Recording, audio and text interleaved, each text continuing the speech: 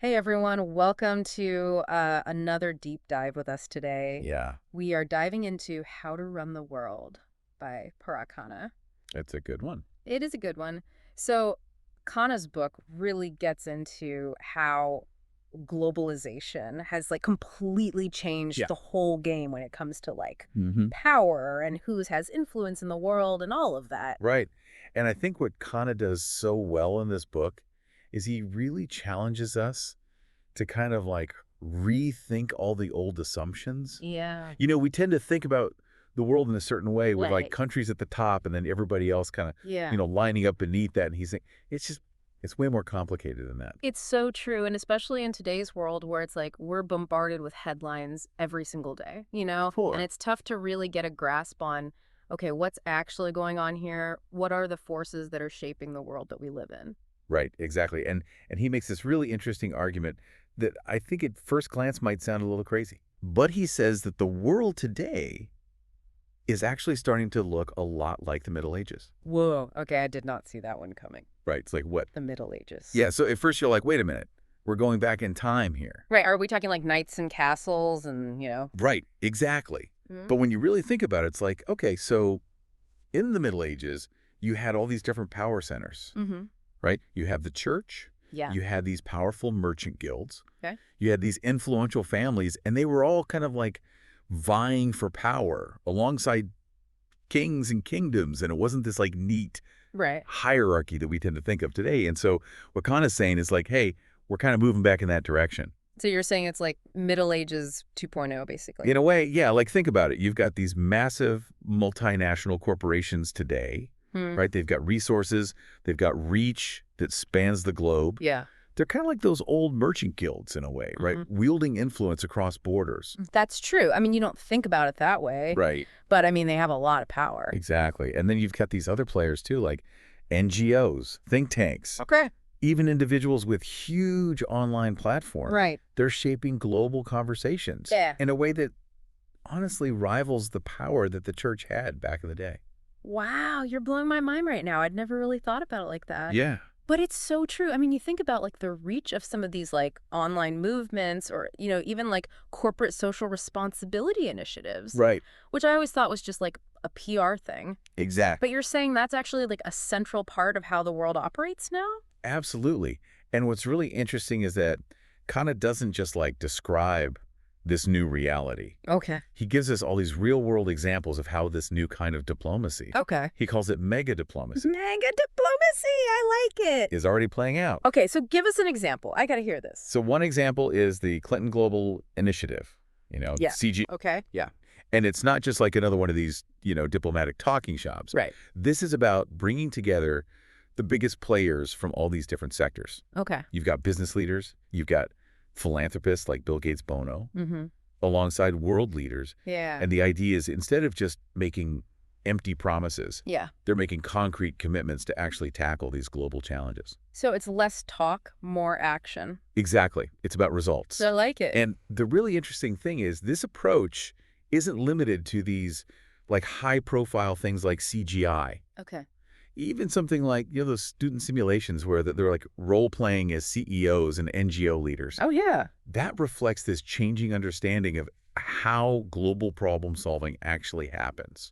So they're basically training for a world where it's like, negotiating a trade deal with a tech giant is just as important as like, navigating some Right. international treaty. It's a whole new ballgame, Oh, wow. and it's really exciting. So, okay, if the old playbook is out the window, who are these new power brokers Right. in this like neo-medieval world? A great question. I mean, who are we talking about here? Like tech CEOs in hoodies cutting deals on their private jets?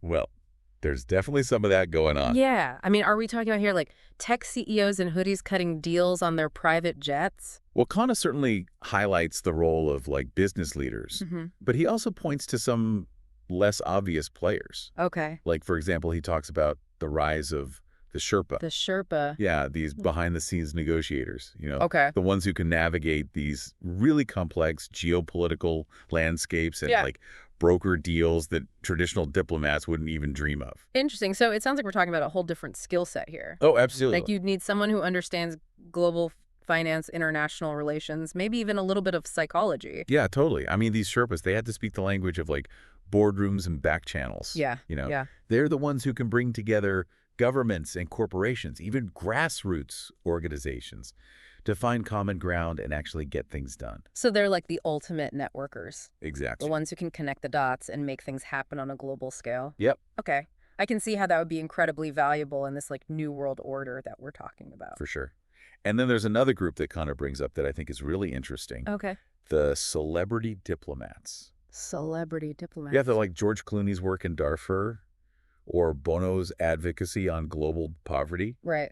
Love them or hate them. Yeah. You can't deny that they have influence. No, totally. I mean, they have this huge platform, this Mhm. megaphone that most traditional diplomats could only dream of, and people listen to them, right? Yeah, they connect with people on a human level Exactly. that goes way beyond like policy papers and speeches. Totally. And because they're not like bound by the same rules and protocols as government officials, Right. they can often like take more risks and speak out on issues in a way that others can't. Absolutely. They can shine a light on these forgotten crises and Yeah. really mobilize public pressure to actually make change.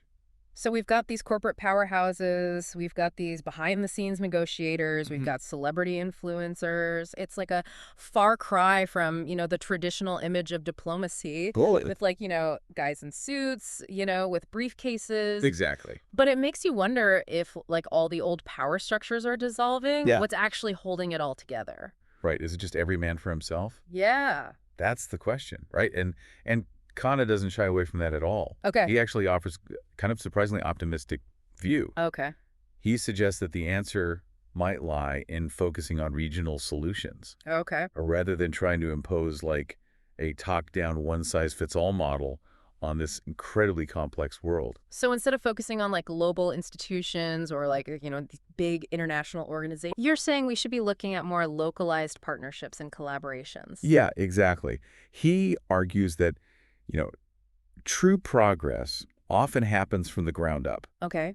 by building trust and cooperation at a regional level. Okay. I like it. And he gives some really compelling examples of this. Like what? Like, think about cross-border infrastructure projects. Okay. Imagine, like, a high-speed rail network Okay. linking neighboring countries. I like it. Not only does that boost trade and economic interdependence, Yeah. but it also creates this, like, shared stake in each other's success. So it's like we might have our differences, but if we're all riding the same high-speed train to prosperity, Right. maybe we're less likely to like blow up the track. Exactly. And this regional focus, it's not just about infrastructure or economics. Uh-huh. It's also about cultural exchange, you know? Right. It's about recognizing that these challenges that we're facing, they're often shared. Yeah. And they require shared solutions. So it sounds like this new world order, it's not just about shifting power dynamics. It's also about shifting mindsets. Yeah. It's about moving away from this like us versus them mentality Right. and embracing a more interconnected, collaborative approach to problem solving. For sure. But where does that leave individuals like you and me in all of this? Yeah. What's our role? Are we just along for the ride? Well, that's where things get really interesting. Yeah. Khanna argues that individual empowerment is more important now than ever before. Okay. I like where this is going. He says it's not just about voting every few years. Mm. It's about finding your niche in this vast network of influence and leveraging whatever resources you have to make a difference. Okay. I'm ready to be empowered. Yeah, Give me some concrete examples. right. What can I, as an individual, do to actually influence this new global landscape?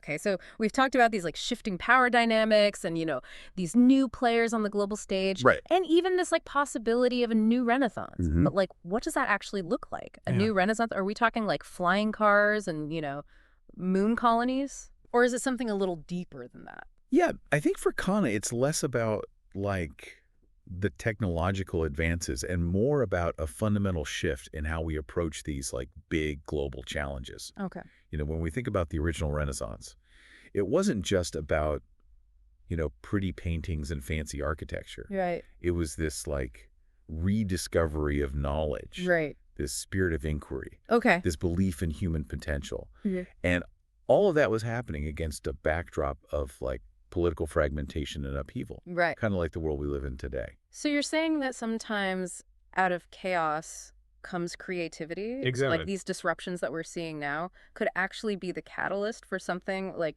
truly transformative. Yeah, I mean, think about the major challenges we face today. Okay. Climate change, global inequalities, Right. political polarization. Right. These are huge, complex, interconnected issues Yeah. that honestly our traditional approaches really haven't been able to solve.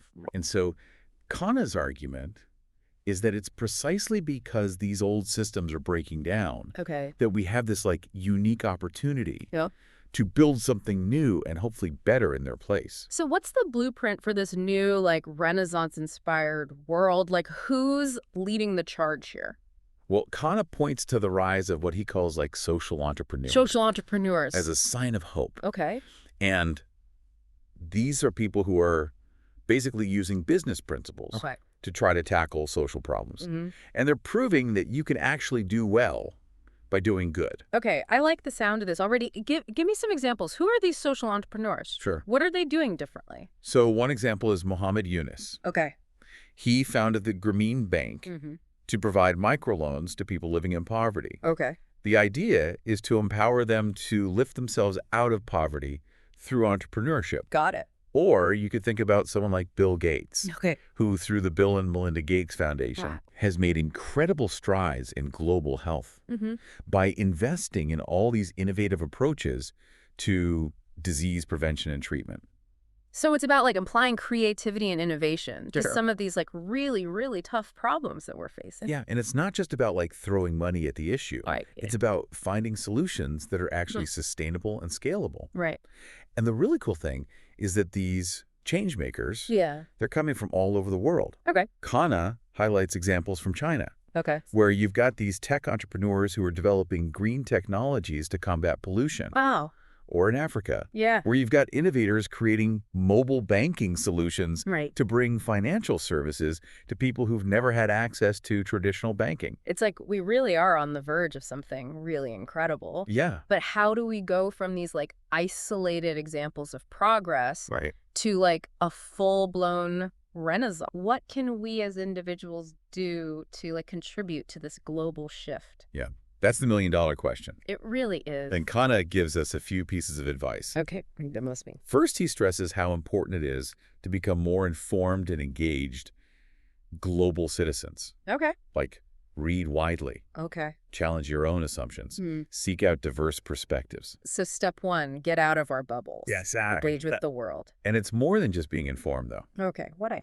Khanna also encourages us to, like, find our niche, Oh. our own unique way of contributing to the solution. Okay, how do we do that? Well, think about, like, what are you passionate about? Okay. What skills and resources do you have to offer? Mm-hmm. It could be anything from volunteering your time Okay. to donating to a cause you care about, Mm-hmm. to even starting your own social enterprise. I love that it's about like finding your superpower, the Yeah. thing that you're like uniquely qualified to do, Exactly. and using it to actually make a difference. But it can feel overwhelming, right? Oh, totally. It's easy to feel like your individual actions are just a drop in the ocean. For sure. Right. And that's why I think Khanna reminds us that, like, Right. every little bit counts. Okay. Every choice we make, Mm-hmm. every dollar we spend, Mm-hmm. every conversation we have, it all adds up. Yeah. He's arguing that it's in those everyday actions that we actually exercise our power as global citizens I like that. and contribute to building the world that we want to see. So it's not about waiting for like,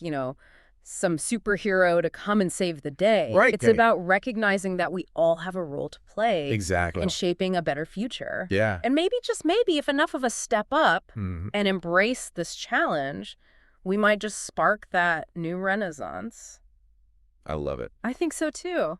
All right, well, there you have it. There it is. Our deep dive into Parag Khanna's How to Run the World. It's a good one. It's a good one. It really is. And like one of the biggest takeaways for me is Yeah. that we have more power than we think. Exactly. So go out there, Yeah, get out there. find your niche. Let's get to work building that renaissance. Let's do it. All right, everyone, until next time, keep learning, keep questioning, and keep diving deep.